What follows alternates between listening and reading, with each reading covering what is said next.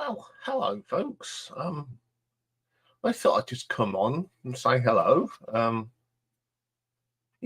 First thing, I do apologise for having to cancel live stream on Thursday night.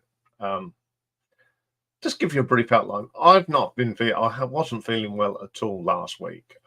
It's a combination of, I think, I've had a bit of a cold, a bit of a head cold, to be quite honest. And the other issue I've had is the cold weather affects my bones. Unfortunately, during my life, I have broken a few bones here and there, and suffering from things like arthritis. So last week I was sort of struggling more with my back and my knee. I found it very uncomfortable. But on Thursday, I recorded everything as normal, went and did the shopping as normal, and I had my tea, and I got up to get ready for this live stream, and it all went a bit wrong, as I say, a bit lightheaded. I just felt lousy as they come. I thought, I'm not doing this, and I decided to cancel Friday's videos as well, just to give myself some breathing space. The good news is that I'm feeling a lot better in myself. Now, the only issue I have, and I don't know by day to day, is how my bones are. I mean, everyone knows I've had problems with my hands. Today, they're pretty good, and I can bend my fingers that far, which is pretty good for me. It's more that one and that one, but it does affect you. See, some of them can go down.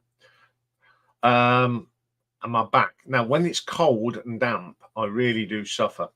So tomorrow we're back on doing everything. But this week, there's not going to be any shorts. I won't be doing this week a year ago. I will be putting up what's on every day. But if you don't see anything, it's probably because I can't move my fingers. It'll be like this for a little while because the cold snap, it really does affect me. And I've tried to struggle on, but sometimes it just doesn't happen. It's just one of those things. There's not much I can do about it. It's to do with my body. I've got plates. I've got a plate. I think I'm in this one. I've got a plate in there. I've been a very accidental person in my life, and this is just, I think it's just old age, getting older. And I used to play a lot of cricket and rugby as a youngster, and same with my knee. It's just one of those things. But the good news is, as I've just said, I am going to be back tomorrow doing just the videos. I can just run down what we have got this week. Put it in front of me, prepared. Tomorrow I'm going to do White Stripes, part one of the Jack White story. We've got 4 parts for that. My classic album tomorrow is one of those really forgotten ones by a guy that wrote so many hits for so many people, but he had one good album and it's got a couple of songs that went up, other people went on, and that's Russ Ballard, and the album is Winning. It's a really good album, and it's totally forgotten about. Didn't do much when it came out, but it is an important album. On Tuesday, we've got an album ranking of The Creatures, which is Butty and Susie Sue, of course. We're looking at their albums, and I'm including the 2 EPs because you can't do one without t'other. Okay, a retro ranking. We're going to do a bit of rock and roll revival for a British band called Darts, that were around in the 70s. I remember these well. Got a few of their singles. Now, Wednesday's quite a busy day. We've got a birthday top 10. Now, this one's different, a little bit different. It's for Mike's Vinyl Spiral, my good friend Mike. Now, he didn't want us to know what day he was born in. So what I've done, I know when he was born because I had to get the top 10. So we're going to do the top 10 for that week. And we're going to do it on the Wednesday because that back in not. Hi Nick. Yeah, I'm living and dying. I'm still living.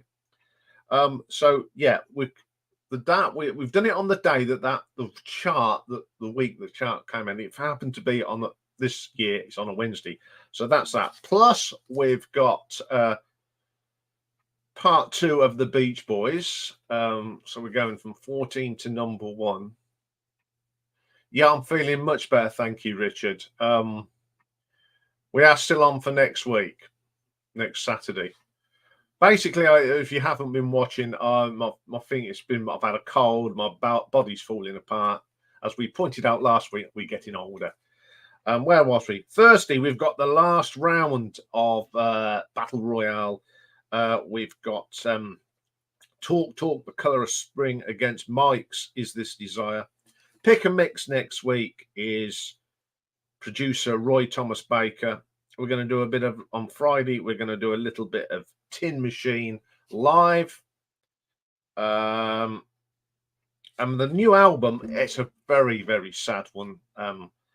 Last week, we lost the legend of Tony Clarkin. So we're going to, what I'm going to do, I'm going to review the new album, and I'm going to do my favourite songs written by Tony Clarkin. And at some stage we'll do a tier ranking of Magnum, but I'm not quite sure. And then next Saturday, Richard and I, as Richard's in the house at the moment, we will be doing what he challenges. We've both done like our top 10 bands, and we're going to pick our worst albums from our top 10 bands. So that's what's going on. It's just been a crazy few days. I've not done much, to be quite honest. I have watched a few videos from the guys as well, but I've just really kept myself sort of relaxed and chilled and tried to get rid of this cold, which I haven't done. But my big issue is my actual body in this cold snap, and it is going to get colder this week. So we'll see what's going on. This is just a quick one. I'm now going back to a day of rest, so there'll be no shorts this week. It'll just be what I'm concentrating on the channel. So thank you for watching this quick impromptu little thing. Thank you for every people that did send me wishes, and thank you for Dave. Well, I think it will, Nick. And I haven't been told to. I'm not putting in the compilation, them cover albums. Yeah. So there's a lot of people coming in now. This is interesting. So who's in the house? Oh, well, hang on. In fact, I'm going to do this, which I never do.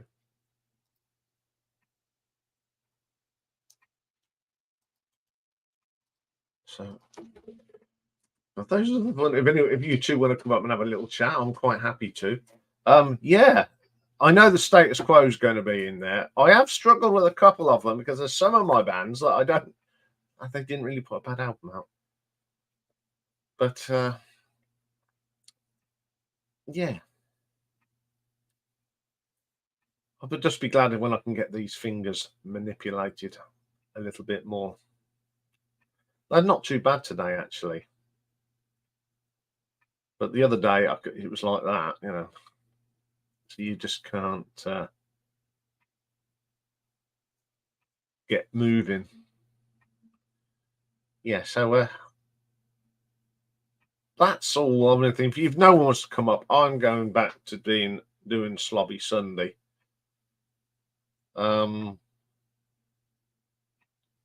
So lovely to see Richard and Nick in the house. I don't think I haven't checked how Battle Royale's going, to be quite honest. Dave's been doing that. Oh, hello, Simon. Yeah, apparently on the Great Realm, I won a ghosty last night. But in true Beatles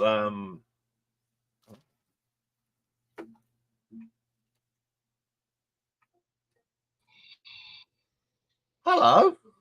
Hello on a Sunday too. Sorry about the lighting, but I don't have my wee light thing here. No. So I'm telling you, Ian, I was furious on Thursday. Yeah, I'm sorry, Richard, but I'd have been I couldn't really I, I'd have been like this. I had a stack of singles this size, and I actually took them out on Wednesday. I was on day shift all last week, so I took them out Wednesday night, thinking I won't have to rush. And I had them all sorted in order, all ready to go, light up. Here we go, and then bye. Sorry, no live stream tonight. No, I literally, it was literally the last minute. I had my tea, got up, went to do some washing up, and the room went. I'm telling you, you're nearly better just taking a week off and relaxing. The thing is, I have relaxed. I've watched quite a few of you. I've caught up on some of your videos actually. Oh, very good. The last one is going out in an hour and a half's time, 1973. Yeah, I've done that. I've caught up on quite a few bits. But I've actually been watching a lot of James May. Our Matt on Prime, Our Man in Japan. I watched the whole of that the other day. That was hilarious. He's got a restaurant, hasn't he? A pub. A pub, but it's like a restaurant type thing. Because there's a guy I watch called Gary Eats, and he went to review. He's just a normal bloke. He's not one of these highfalutin YouTubers. Just a normal bloke. He reviewed James May's, and then he went and did Jeremy Clarkson's, and he copped out and gave them the same score. Yeah, apparently through the grapevine, I heard I won a ghosty last night. You want a what? Ghosty. What's that? Rachel's Ghost Awards. Oh, right. No, I don't watch that. No. I was in bed. Yeah. No. No, I woke up this morning. There was messages from people. I did go and sort of watch, and it was a bit of an anticlimax because I wasn't there. I was in bed. But in true Beatles style, I am not going to accept it. Well, you're not quite right. Send it back. Send it back. I could say where I would like it to go, but I think that's quite rude. But yeah, just to see. I don't watch your channel really because I never can anyway because I'm usually sleeping. But has she just done it live or has she recorded it? Do you know? You know the way you can do it live then delete. Yeah. Does she keep her live streams or does she delete them? I think it's up there because that's how I went, and I was told I was the last one, so I could literally go through everything and fast forward it and just find my bit. And and it just proves that why I don't go on there anymore, to be quite honest, because you got the usual slanderous rubbish in the gallery. So yeah, I know apparently Rocky got nominated in Best Pet. Oh well, he has to win. I'm disgrace. Fix. I think Patrick's cat won. Right. Okay. I very rarely see Patrick's channel as well. Oh, Rob Walker won something. Oh, of course. The number one fan, Rob Walker. No, I mean, fair play to Rachel and Sue putting it together. Hats off to them. But I just didn't want nothing to do with it. Oh. After my what's going on? Not a lot. It was just an awards ceremony like the Oscars, Nick. What I gathered, and I won Best Meltdown. Oh God! What an award to win! I know. But the reason I'll tell everyone why I've refused it. It's because the person I had a go at doesn't deserve the accolade of being part of that. Right. Okay. Well, without mentioning names, I don't. I mean, if Rocky had have won, I'd have probably accepted it because Rocky is a star on this channel. But I'm not going to accept an award where someone that causes so many meltdowns and anger. How is Rocky dealing with the change of the weather? Because I have an idea Rocky likes a certain temperature and that's it. Anything higher, he gets too hot. Anything lower, he doesn't go anywhere outside. Obviously, he didn't go out anywhere Friday, which he was quite happy about. He went out the door and did what he needed to. I went out for a little walk yesterday because I just wanted some fresh air. He was okay. He hasn't been out this morning. What about Rel's meltdown? Yeah, I did hear. I was reading some comments and about someone else who had a meltdown because they didn't get a nomination. All right, okay. So I actually put, if he really wants something, he can have my meltdown because it looks like they've had a meltdown because they didn't. Well, yes. I've just politely put no, thank you. So if you're watching this, Rachel, nothing against you or Sue.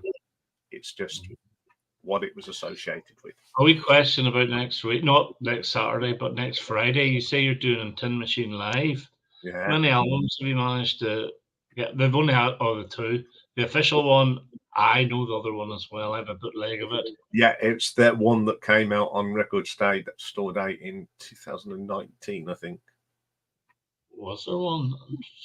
Yeah, there was a one. Yeah, one of them is both albums, and one was like the first album only. Yeah.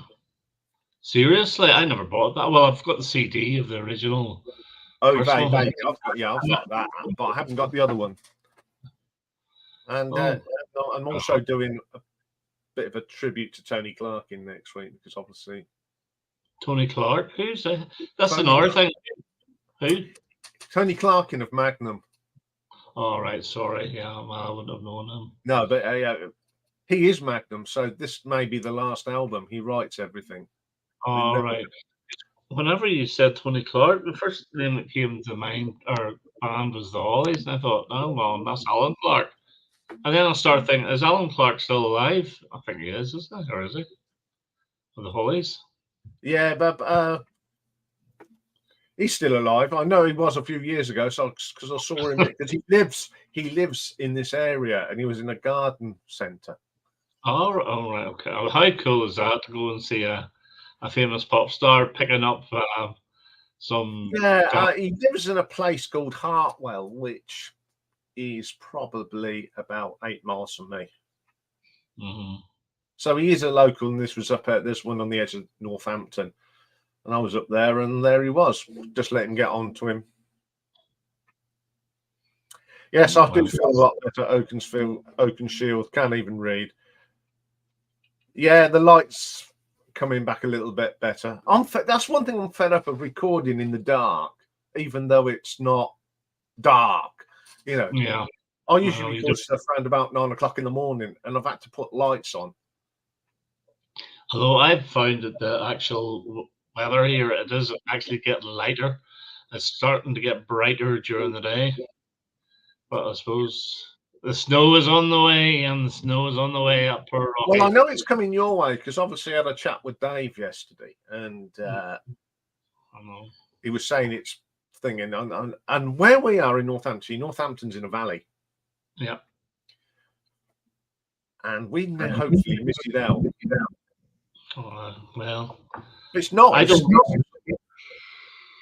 It's lovely to look at, but whenever you're driving home at 6 o'clock in the morning, whenever the roads haven't been gritted and there's hardly anybody on the roads, and snow always brings fog as well, it's an absolute nightmare. It's not a case of driving 3 miles home. I have to drive 30 miles every night there and 30 miles back. So it's not nice. But anyway. When I used to work on the railway, because I used to start very early in the morning. So, I talked to a driver. I says, "What's it?" He says, "They hate driving in the snow." Mm-hmm. Well, this is getting a bit of an impromptu. Good morning, Nick. And, Nick. Yeah, as I was saying, and they said I hated driving in the snow because it's in fog, because you just don't know what's in front of you, even though you know where you're going. And if the road, I know, and you can't see the road markings. and you can't see the side of the road, and you know there's a ditch at the side of the road, and you're scared to be in that ditch because you can't see it at all. But I have a question for Nick. About 3 weeks ago, you were on the live stream, and I didn't recognize you. And the reason why I didn't recognize you, you were completely clean shaven. Was there a reason for you being clean shaven? Did you go to a wedding, or did you have a court appearance, or what? A court appearance. He's trying to besmirch my character. Right, I'm just actually looking in the voting at the moment, Nick. Do you know there's... Oh, dear. You need to do a lot of work here. At the moment, well, 51 votes, 76% of them have gone to the Sex Pistols. Well, there must be a lot of people under the influence of alcohol or something who have been voting. Excuse me, I have not been drinking. Yeah, Oh, Jimmy watched the Ghosties. I think I saw about half an hour. Then I had to go and trim my nasal hairs. I was in bed when that was happening. I went to bed early last night. Yeah, I know Rob Walker won something, didn't he? I did as well. What did he win, though? Oh. I won Best Meltdown, apparently. Oh, which they call like their version of the Best Film Award, and there was no one there to collect it. Is there a physical prize or anything? Yeah, there's trophies. I did see that one that Rob Walker got one with a poo-poo on the top. He actually had got it. Oh, wow. So he probably won a pile of shite then. Yeah, he did win a pile of... I did see someone, which I don't like talking about, he had a peanut. Oh. Yeah, but I can guess who. Yeah. So fair play to Sue and Rachel, but as I've just said, not for your Uncle Iain.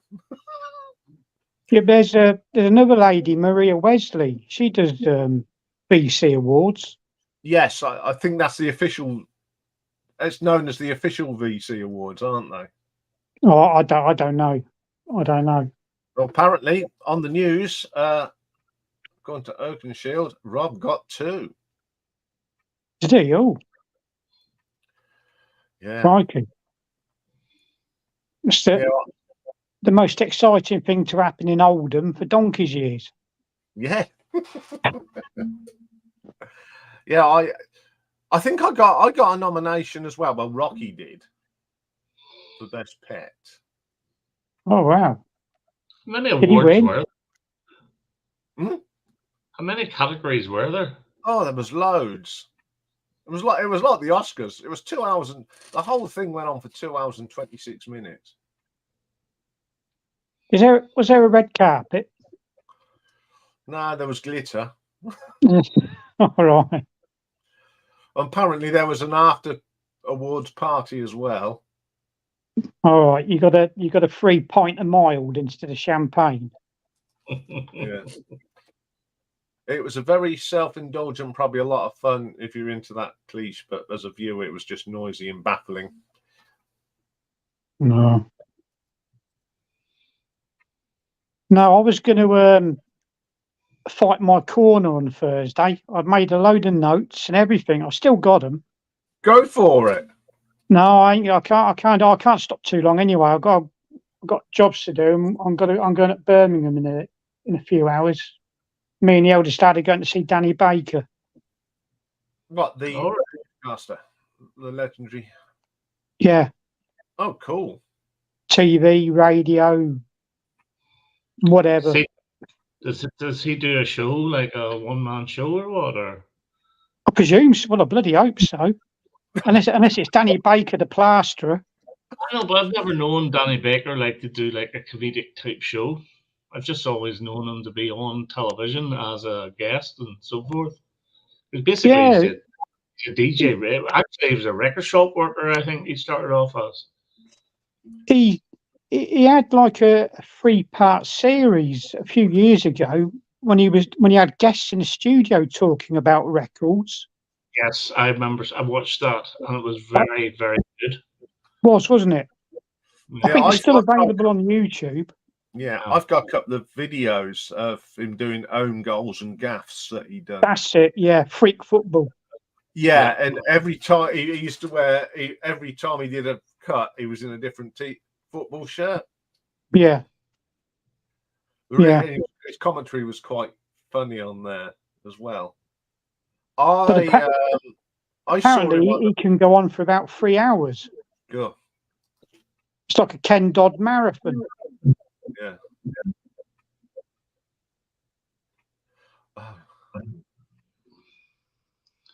Yeah, I must have a look. That's terrible. I'm off work. If he was doing a Jarvis Cocker like he did at the Brits. Oh yeah. Yeah. I should have barged in and dropped my trousers, and there you go. Blimey. I mean, I did think about. I mean, last night, if I'd have been well enough, I might have gone in and had another meltdown, accepting it. Because the person in question seemed to be, when I was running through it for my bit, there were people coming in and out, but there was one person that was always on screen. Was he wearing a hat and a fancy t-shirt? He seemed to be. Yeah, I know what you mean. Yeah. So many people were up on screen. And did you have to go up on screen if you got an award? So obviously the enrollment up to accept his awards.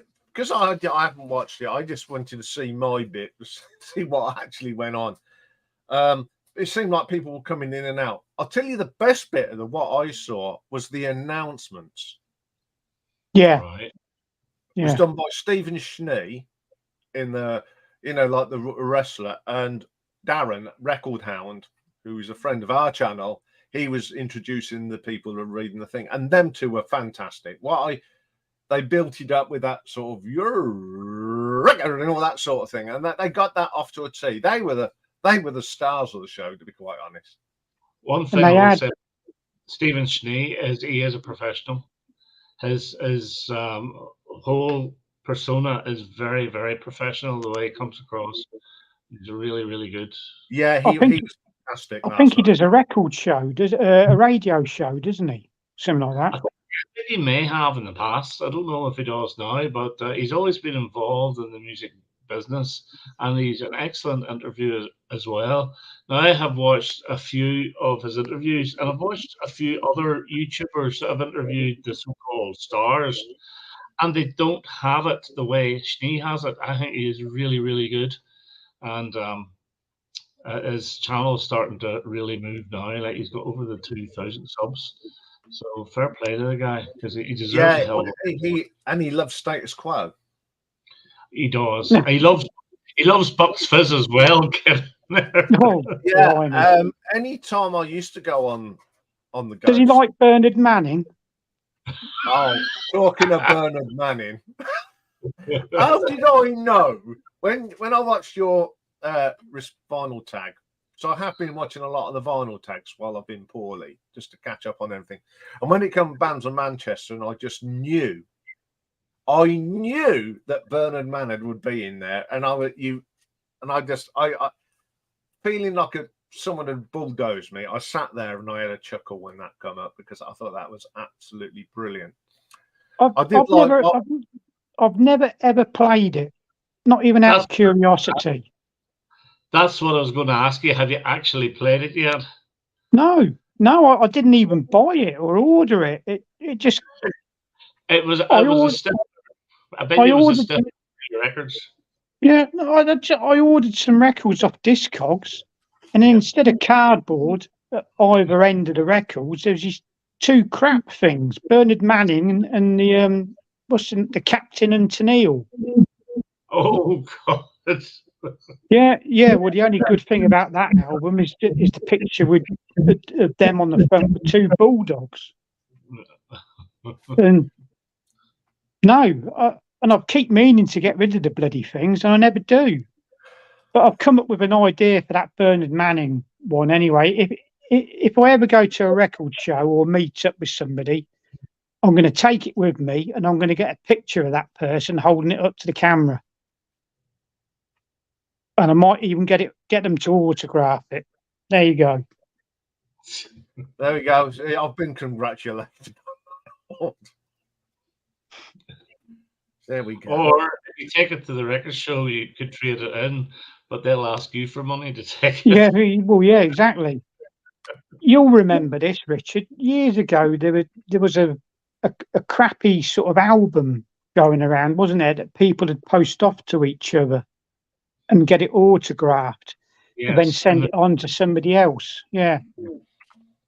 But the trouble is, if I did that, somebody would probably throw it in the bin thinking it was some sort of joke. I know that even went to Melinda Murphy as well. So didn't it do a stint around Britain? I don't know about Britain, but I definitely went. I might have actually, but I know it went around America, and they all made videos saying, "Oh, I shouldn't be signing this. I am not a star. I'm only doing a BC channel." But they all put their names to it anyway. Yeah. But I didn't understand the reason for that. No, well, I can't remember what it was called or where it ended up or who started it. I don't know. I remember it vaguely, and that's about it. That's going back a few years now. Yeah. So it is. Yeah.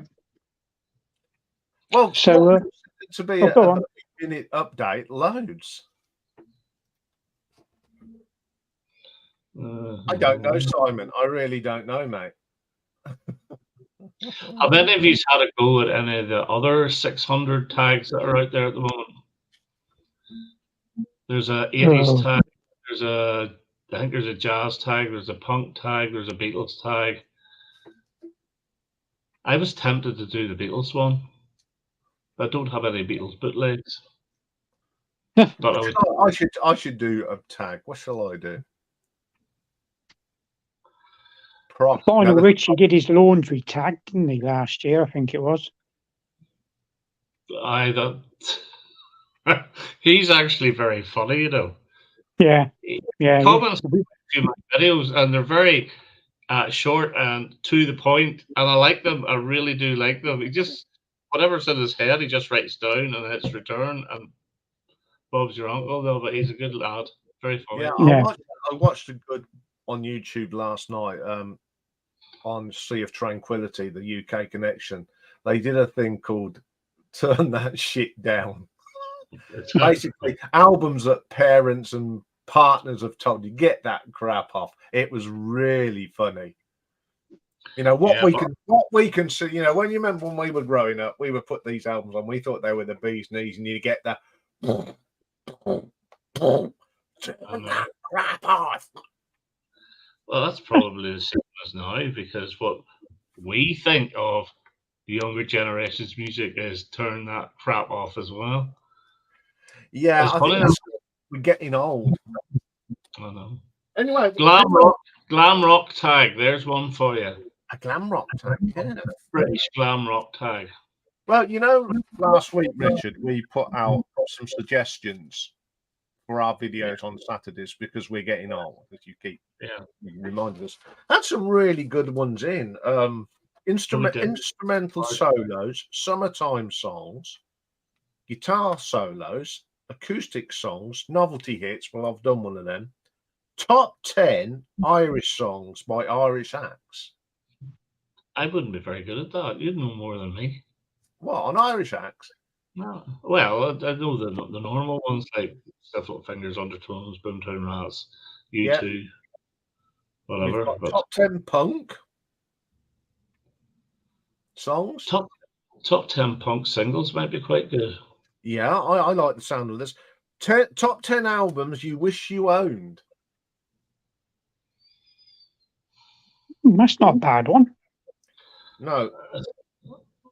Are you talking? What are you talking here? Like an album? Because an album can be bought easily. Are you talking about original pressings, like vinyl? Which, if you look at the original pressing, it's £1,500 sort of thing. For example, I don't have the first 3 David Bowie albums original pressings, which I would love, and they're very expensive. Even Dave put one in. Songs that don't say the title in it. And the first thing you think of is Bohemian Rhapsody. Yeah. So we've had some good ones. Here's a question for you, but while you're there, see if any of you can get this. What lyrically have Roxy Music's Virginia Plain and Squeeze's Up the Junction got in common? Lyrically, it's a lyric clue. Clapham? No, but not a bad guess. But Stanley? No. The title is the very last words of each of their songs. So in Virginia Plain, it goes, "What's her name? Virginia Plain," and that's the only time you hear it. And Up the Junction is the only time you hear that in the very last lyrics. Yeah, talking of Squeeze, have you watched the Argy Bargy? I did, yes. It's very good. It's great. I think it's a brilliant album. I would not say it's forgotten about. Squeeze are forgotten about by most people, but if you're a Squeeze fan, Argy Bargy is, I think, their best album. Yeah, what was it? It was the one, I can't remember the track now. I said that was very similar to the follow-up to Up the Junction. Separate Bed. I disagree with that. I think Vicky Verky is very similar to Up the Junction. Separate Bed's the one with the piano lick, is a beautiful song.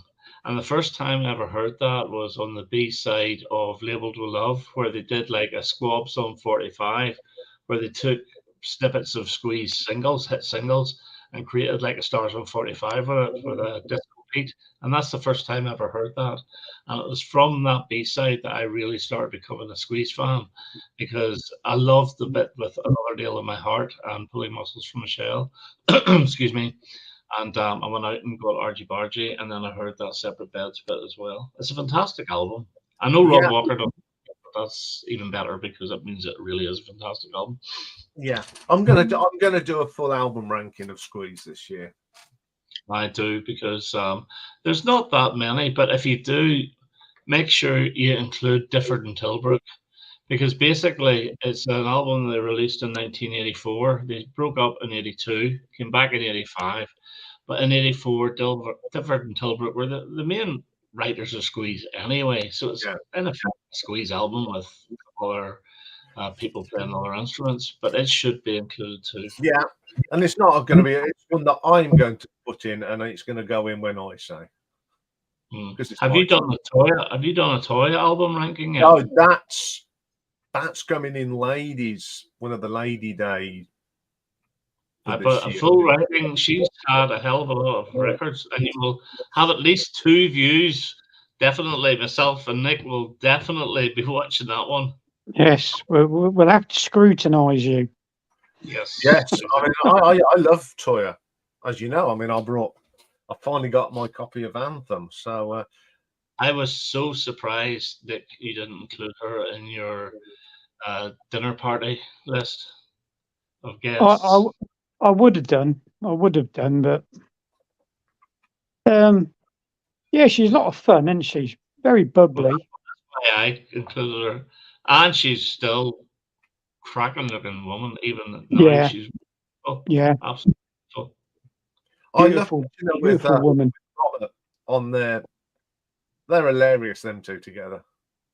Do you remember any of the films she was in with Laurence Olivier? And she completely stripped off for it. Okay, you didn't see very much. You saw her back end, but that's about it. But completely bullock naked. Did you ever see that film?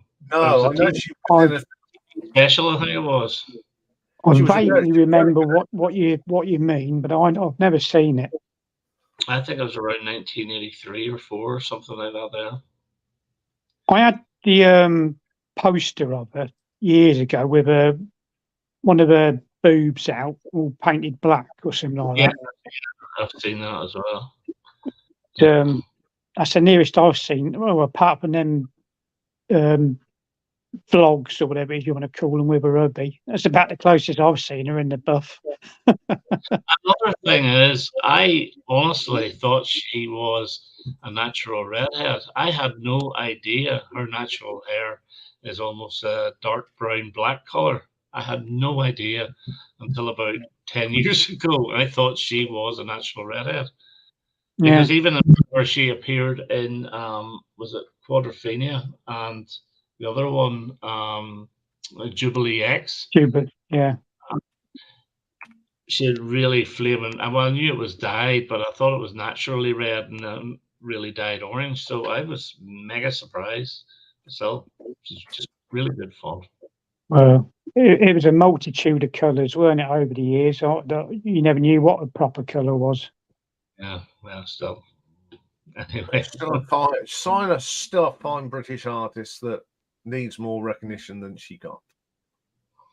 do you know what? I actually compare her a little bit with David Bowie. I look at her as the female comedian because her music really does change. There is one of her albums. I don't know if you know it, Nick. It wasn't very popular, but it's one of her best, and it's from 1988, and it's called Prostitute.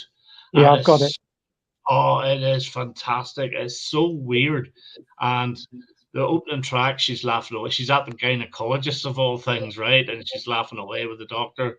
But it's a brilliant, brilliant album. No singles taken off it, and it flopped like mad, but still, it's one of her best.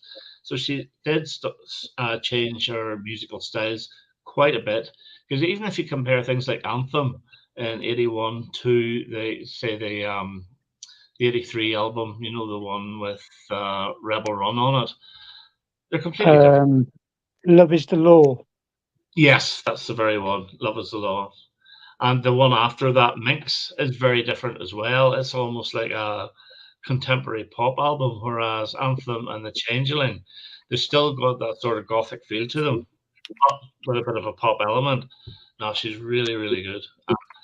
Sorry, I'm slabbering on here about Toya, but that first album, Sheep Farming in Barnet, I know it was a 6-track EP originally. And I've got them both. I've got the EP and the album. It's a fantastic debut, so it is. It really is very good. Yeah, very, very good. Neon Womb's my favourite tune off of that. Brilliant. I like Danced, although I do prefer the live version of Danced, which was on the Toya Toya Toya one from 19. Yes, yeah. I know that because that was one of your picks when we did that live thing. Wasn't it?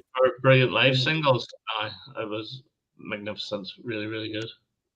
Yeah, Jimmy Barnes has just said Susie Quattro was in Minder like Toya was. I know Susie Quattro. I don't know if it was, I think it was Midsummer Murder where she got murdered at the mic, electrocuted. Was it because both Lewis and Midsummer Murder did a thing on an old band, and I think Susie Quattro was the first murder in Midsummer Murders because it was like John Little's character's favourite band or something. I don't know, something like that. That must be the most dangerous village in the world.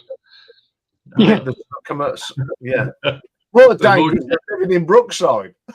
More deaths in it than people that live in it. But yeah, I mean, I think it's supposed to be. It's very Berkshire, isn't it? Very round. Talking of Susie Quattro, though, Nick, did you play the Aggravation album that you got? You showed it a few weeks. No, I haven't actually. I got a hits one by her. Is that the one where a picture a drawing of her where she's singing into a mic? Because that is a brilliant hits album. Susie's no, I think it's one. If it's all the way upstairs because I'm going to use them in a video. Mm-hmm. I think that some people are sitting in the car or something like that, and I think there's some members of the band looking in through a window. Whether that's a British pressing but it's No, that's It won't be. for It won't be British. It's Japanese. What am I on about? 'Cause it's got the Obi strip and the inserts. yeah, because they used that picture for her recent box set of all her albums on CD. Well, all her 70s albums. It's an early hits. There is one that came out in 1980, which is all her hits from Can the Can up to She's in Love, actually Mama's Boy. Oh, it's absolutely brilliant, and it should be available for about £1 or £2. It was a big hit as well. It's their biggest selling album in the UK. You'll know the cover if you see it. Yeah. With the bloke, the people in Japan who I got this one off, they got two others. One of them is called Your Mama Wouldn't Like This or Like Me or something like that. Like Me, yeah. Yeah. That's but it's very soulful, very funky. It's not your 48 crash Can the Can sort of stuff now. Yeah. Full of- She did one called If You Can't Give Me Love, is it, or something? If You Can't Give Me Love, yeah, it's very sort of countrified, isn't it? It's a great Yeah, song. that's sort of soulful, isn't it? So I wonder if that's on it. A bit like Smokey, that song is Smokey. We're sort of doing the same sort of thing. That's one of my favorite all-time Susie songs. Is If You Can't Give Me Love. It's brilliant. Yeah, The and other she one- did that with Chris Norman. Was it Stumbling In? Yeah. The other album the Sever's got is called Agoraphobia. Yeah, agoraphobia. That's what I meant. Yeah. It's got a cover of Steve Harley and Cockney Rebels Make Me Smile on it, I think. Yeah, Yes. which I is think actually so. very, very good. The single off that, I believe, is Tear Me Apart, which is a decent enough single as well. There's another one off it, which I can't remember what it is, but it's a decent album. I ranked the Susie albums about a year and a half ago, and Agoraphobia was probably mid-table. Mid-table. But No, I thought I'd give this hits one a good listen to before deciding on whether or not to buy the other two. Did you say you had Your Mama Won't Like Me? No, Or the seller in Japan's got that one as well. that's never start with that. That's completely different to what you would expect from Susie. You might love it. It took me a long time to actually do like it. I like it a lot now, but it's not really what you expect from the leather-clad female, gorgeous rocker with the big. Yeah, bass it's like guitar. some people don't like She's in Love with You because they say it's too disco-y. I love it. disco-y. There's nothing It's not- disco about that. I think it's quite new wavy, but it's got that sort of galloping rhythm to it, which I've Yeah. always liked. Yeah, Okay. Susie's Yeah. going to be on at Ladies' Day as well. So The best one is actually Susie and Other Four-Letter Words, which has She's in Love with You on it. That's her 1979 album. It's brilliant, absolutely brilliant. Not a bad song off it. that's going to be a tough one because, as I said, I don't think there's not really a bad album. And once again, it's got songs. You take any of them sort of artists, Basic, You Roll as Sweet. Some of their albums, the album stuff's a lot better than what they put out as singles. I mean, for example, it's still here because it's going to be shown next week. Once Upon a Time with all the little insert cards. Yeah. Where you pull them out. Yeah. There's a good wee rocker on that called Rock and Roll Honeymoon, which I've always liked. But yes, it's where is it? Yeah, it's the last but one track on side 2. That's not actually my album. I borrowed it off Lee. But it's a brilliant album. There you go. You heard it first. Iain said that Basic Rollers albums are cool. Just with regards to Susie, one more time, is that most of her hits were written by Mike Chapman and Nicky Chin. So really, the album is where you would get the Susie and Len Tuckey songs. And some of them are really, really good. Okay, maybe they may not be up the same standard as the singles, but these guys were professional songwriters because they wrote for Smokey, Sweet, and Mud. But, some of Susie's own songs are really, really good. Yeah, I think it's like Sweet as well because when they wrote their own stuff and then they decided that's it, we're going on our own. didn't they? Yeah. Because there was an interview with them, I think it was in 74, 75. I think it was Stevie Priest said. He says, yeah, we want to write our own stuff now. Well, even they did. There's some original stuff on the Sweets' first album. Honeysuckle Love is a brilliant, brilliant song, and it's a Sweet composition on that Funny How Sweet Cocoa Can Be album. So they did, and the very, very early B-sides are all Sweet originals as well. So they did write, but their songs would not have been hits, so they needed Chin and Chapman. It's really Chapman and Chin, because Mick Chapman was the one that actually wrote it. Mike Chapman, sorry. And Nicky Chin was the guy. He was the money man, wasn't he? Money man. So it's really a Mike Chapman song. And those hits were so infectious, like Coco and Funny Funny and Little Willie and so forth. Like, it wasn't until I think it was Wigwam Bam that the Sweet actually played the instruments on the song. They didn't play it on Little Willie or any of the other ones. They were all session musicians, so all they were doing was singing and giving backing vocals. But they could play, as obviously you know. But it was Wigwam Bam was the very first one where they actually recorded the instrument themselves. Yeah, I did find that video a blockbuster. Did you? Did you get it? Yeah, it's weird, isn't it? Wearing jeans. Somewhere he's got Stevie's got a little. It's very, very Nazi looking that with the that sort of. And there was one video where Andy comes on and explains what happened. He says, they recorded it. They had to go back and do a thing, and that's why you've got him in his glam trousers and boots and his jeans and boots. Exactly, I know. And until then, I didn't notice. No, neither did I. I must have watched the Andy Scott thing, because that's how I must have found out. Yeah, you go, oh yeah, because he had one bit he's got black and white boots up to his knees, and the next thing is just a pair of jeans and a pair of old boots. I know.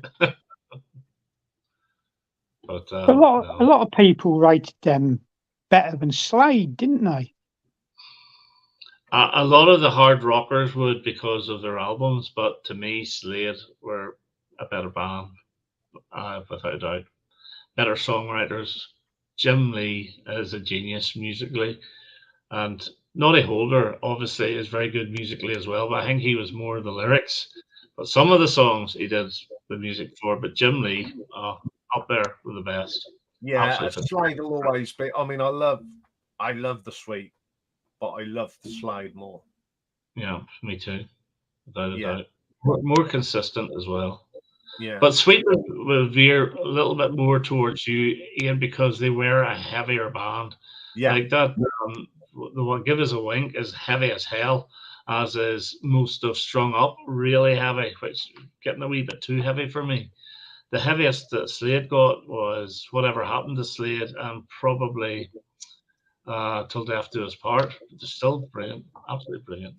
Yeah, I went through my singles and I found my We'll Bring the House Down single. Oh, that's great, isn't it? So I put it on and I cranked it up, and boy, did it sound good. Yeah.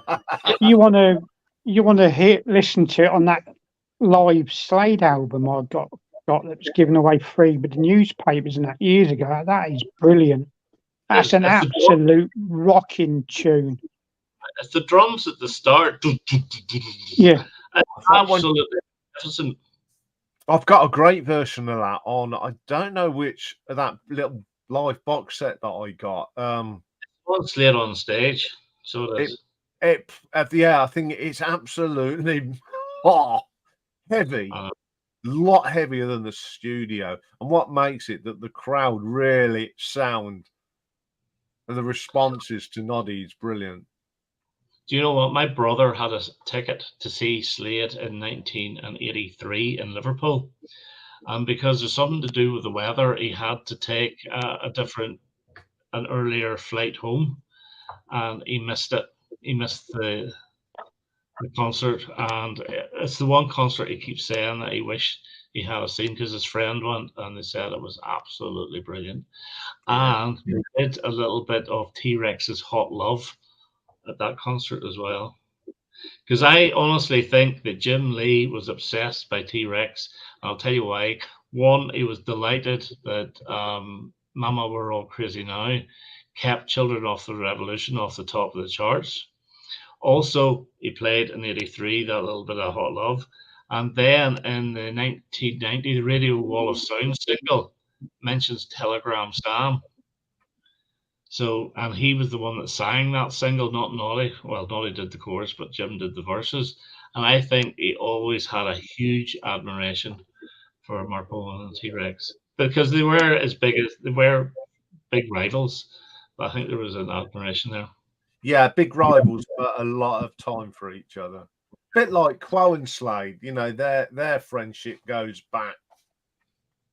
Well, that was one of the coolest things I ever seen in Top of the Pops was Jim Lee doing Margarita Time with Status Quo because they didn't have a bass player, and Jim Lee got on and pretended to do the bass. I thought it was so cool, really, really cool.